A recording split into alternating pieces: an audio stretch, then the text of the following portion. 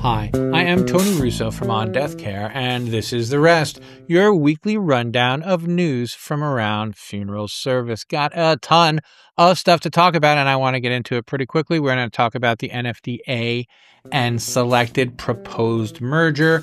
I've got some insights based on my reporting on SCI's recent earnings call, plus other news that I've picked up here and there from local papers and stuff that you guys have sent me. Before we get into it, I do want to thank my paid subscribers for all of their support. To become a paid subscriber or a subscriber at any level, you can go to ondeathcare.com, and there you can pay between $0 and more than $0 for access to pretty much everything I do. There are some bonuses for being a paid subscriber, but I try to keep all of the news free, and so far have been successful in doing so. I got a bunch of new paid subscribers this week, I think on the strength of my recent foundation partners reporting, and that's one of the reasons that I'm doing this, and it's one of the reasons that I try to be proud of what I do. I'm writing stories that other people just frankly won't write. Because everyone has to pay the bills except for me. You are helping me pay the bills by supporting independent journalism and death care. So if you care to do that, just the regular subscription is enough to keep my engine oiled for now. I'm happy that you're reading. I'm happy that you're watching. And most of all, I'm happy that you're giving me feedback. Finally, and then we'll get into it, along those lines, thank you for all the feedback. I do not dodge negative feedback. If I get something wrong, or if you don't like the way I put something, or if I put something in a way that doesn't make any sense at all, there's no way for me to know unless you tell me. And I genuinely appreciate all of the emails that I get, giving me story advice, giving me suggestions for what I got wrong, and taking me to task for actual and I don't know if they're mistakes.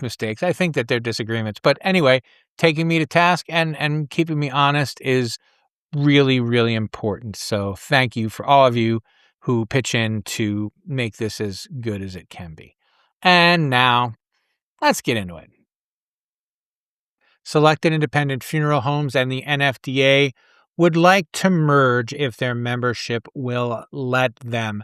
And they sent out a raft of information telling everyone why this is the best thing that could have happened to them. They have this great tagline. It's called Better Together. You know, they're going to evoke that Jack Johnson song. I don't know if you guys know that Jack Johnson song. It's 20 years old. That was the first thing that I thought when I saw the Better Together promo. Although really, I mean, it was Scotland, right? Wasn't that the Scotland argument to stay part of England? So Better Together is not super descriptive, and I think this makes it super not super descriptive. If you're just catching up, the idea behind the merger is that the number of independent funeral homes is shrinking, and essentially Selected Independent Funeral Homes needs some protection from the world that they are living in. So they have gone to the NFDA, or the NFDA went to them and said, we could have a merger. And the way the merger would work is that if you are not a member of Selected Independent Funeral Homes, you'll get to stay that way. And you won't be able to become a member unless you're invited and unless you meet their very specific standards. And if you do those two things, you have the privilege of paying a little bit extra for your NFDA membership each year. As soon as I saw it, I'm like, this is just an unpleasant thing to foist on good people. Details about the application and review process for the selected designation will be available in fall of 2027. No selected benefits will be available to NFDA members who do not have the selected designation. So to translate that into English, you should vote for this merger, and then after the merger passes, they'll tell you what kind of benefit you'll get if you're not a selected member. I actually just did a story, and I will link to it, about a buying group. You know, there are lots of buying groups out there. What's difficult about about Selected is that it is not an open organization. You know, it is not for you. If you're not asked to join, it's like the Masons. As a matter of fact, I don't know if they put a hood on you or any of that, but it's not something that's openly accessible. And this idea that the NFDA needs to make things more divisive is just shocking to me. I get you want to do a favor for a friend, maybe, but if I were an NFDA member, which I am not, as I mentioned, I'd be more than a little offended at being asked to help keep afloat an entity that I would never, ever be welcome in or invited to join. And if you're one of those people who knows they're never going to be invited to join Selected, or that you will never have the money to join Selective, or you're not that type of participant, it's going to be tough to see how this passes. I'm amazed that they asked. It feels very maybe last ditch to me. It feels that it kind of reeks of desperation, especially since they both said in their statements that membership is shrinking. Membership shrinks when people don't see the benefit of being a member, And the other thing that they were really, really unclear about, because maybe it's just me, right? Maybe I read it and I don't understand it because I'm not bright enough. But it's unclear how the discounts work if you are a Selected member and an NFDA member after this new negotiation. I guess everyone has to negotiate new discounts, new deals, new preferred vendors, all of those things. And if you are a vendor, then you'll have to have an NFDA price and then an NFDA/selected price. And it just seems like an awful lot of work for whatever benefits Selected gives to whichever members they are. I mean, I was shocked. I was dumbfounded by the press release, and then I continued to read into it, and every word just made it look more extractive, on both sides. And I am sure I'm wrong, but I'll tell you what, I reached out to my subscribers and I said, what am I missing here? And I didn't have anything positive that I can repeat. Please, I'll say it a bunch of times. Tell me why I'm wrong. I would love to hear the other side of this. I just can't imagine what it could be. Again, I'm a working class guy, and this kind of not for you. I've got the Groucho Marx, right? I think I wouldn't be a member of any club that would have me. And I've covered other industries, and getting people to join more and more things is getting more and more difficult. There is a link to all of the NFDA's work that they've done on this to explain what's going on, and to their FAQ. And I want to be clear, I would love someone to tell me what I'm missing, why the NFDA needs to save Selected independent funeral homes as an organization. Why save them and not any of the other struggling organizations on the planet? But anyway, link to all of those things in the show notes. Service Corporation International recently released its earnings report, and I have my coverage on it at the On Deathcare website, and subscribers have already gotten it in their email boxes. The financials weren't terribly interesting. They did fine, and they expect to continue to do fine for 2026. No huge surprises as far as anybody either knows or is willing to say. But what was really interesting was the way they spoke about how they'll be doing their pre-need. And again, most of this is in my story, and I would encourage you to read the story because it's more detailed than I'm going to be here. But a really interesting aspect of it was they decided that they were going to move from a primarily commission basis for their representatives and make it primarily salary for their pre-need representatives, with the hope that they can keep people longer and have them better trained and have them converting better and burn through fewer people as they discover that they do or don't like selling pre-need the hard way.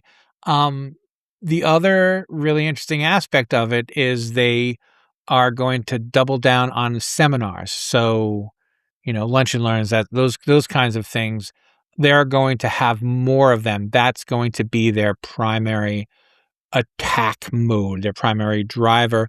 And you may recall that in March, I wrote a story, I think I called it SCI Doesn't Want Your Funeral Home, Only Your Business.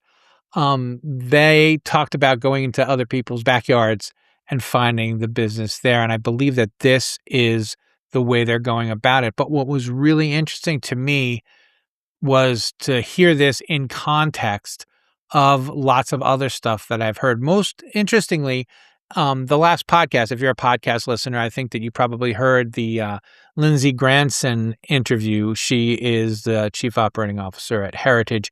And if you didn't hear that, you absolutely should hear that interview because it's a good interview. She's really bright and forthright. But she said that Heritage is also looking less at buildings and more at businesses. And along those lines, and she said this at the end, she said, there has to be a way to keep funeral service from becoming just, care centers and crematories and having still some personal connections in it, but it's getting tougher, especially as real estate continues to go through the roof.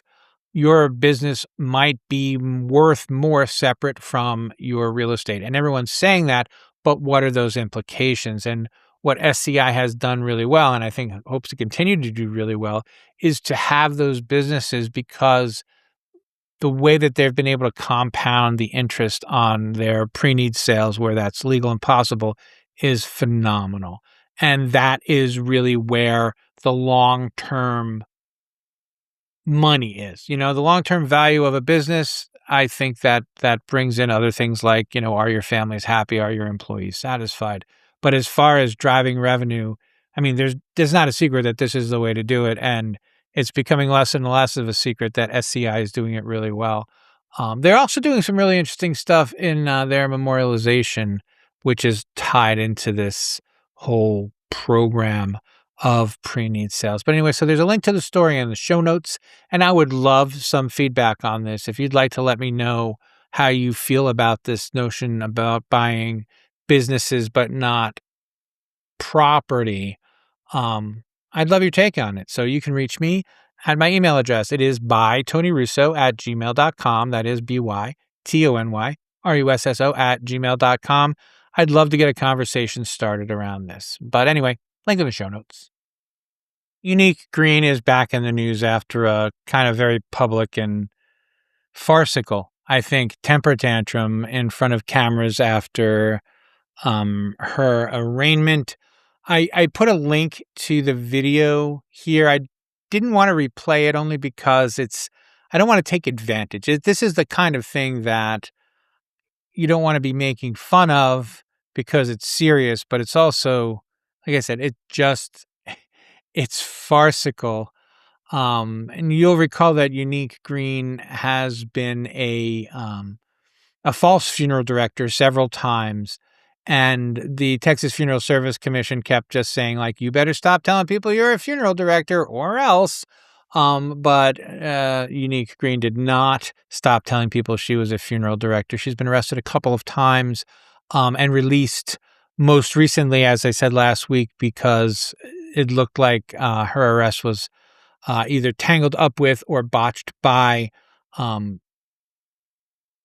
interference by the Texas Funeral Service Commission. But this story, she embezzled.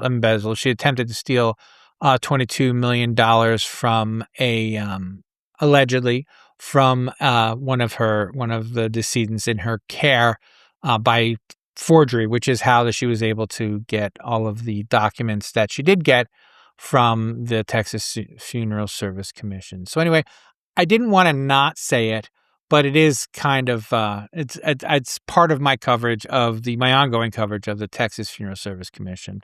So I figured that I would tell you I didn't miss it and then give you a link to the video in case you wanted to see it yourself. I've mentioned this story before and this disclaimer before, so I'll go ahead and do both. I don't work for the Institute of Justice. It's just that they defend a lot of people who are trying to get into Deathcare or who are just trying to do business in Deathcare and aren't allowed because of archaic and anti-competitive laws. For example, there's been this couple in Oklahoma who made their own caskets, and making your own casket is apparently against the law in Oklahoma. Selling a casket, if you're not a funeral director, is against the law in Oklahoma. And this feels very much like the Indiana death doula thing. The state absolutely refuses to acknowledge that this is an unfair law and that it is just designed to protect the casket manufacturers and doesn't serve the consumers, and it doesn't serve the state, and it doesn't even serve the funeral directors. But they fined the couple $4,000. The couple fought the fine, and the Oklahoma Funeral Board levied the fine and is continuing to pursue this case. But the couple won their first challenge, and the state now has to decide if they want to continue to fight this in court or give up. And I'll put a link in the show notes to my interview with Tanya Marsh, who is a law professor and a death care specialist, because you should just hear the way that laws work in this country. It's easy to forget how backwards things can be. So the reason probably that Oklahoma continues to fight this is it's easier to lose this fight and to say, okay, well, this one person can do it, and then just continue to prosecute this law as they feel like it, rather than change the law and make it a little bit more equitable. That will do it for this time. The rest has been on Deathcare production. It was written, edited, videoed, transmogrified, all the things by me, Tony Russo, having an absolute blast doing it. Thank you so much for tuning in and for staying with me. This is getting shared more and more often, which is just so flattering. And I say it every week, and this is a week, so I'm saying it again, and I'm meaning it again. I know how valuable your time is. Thank you. Thank you so much for taking the half hour or so to listen to my take on the news. And I hope you continue to find it valuable. And if you find it valuable enough, I hope that you will subscribe. And if you find your subscription valuable enough, I hope that you'll become a paid subscriber. You can do all of those things by going to ondeathcare.com. If you have any criticisms, particularly criticisms, but I'm always happy for a little bit of praise. If you have some lying around, you can email me. My email address is bytonyrusso@gmail.com. That is bytonyrusso@gmail.com. You can also just reply to the email that this came in, or you can write something down in the comments. I respond to everything. All right. Again, thanks so much. Have a great week, and we will check in with you next time.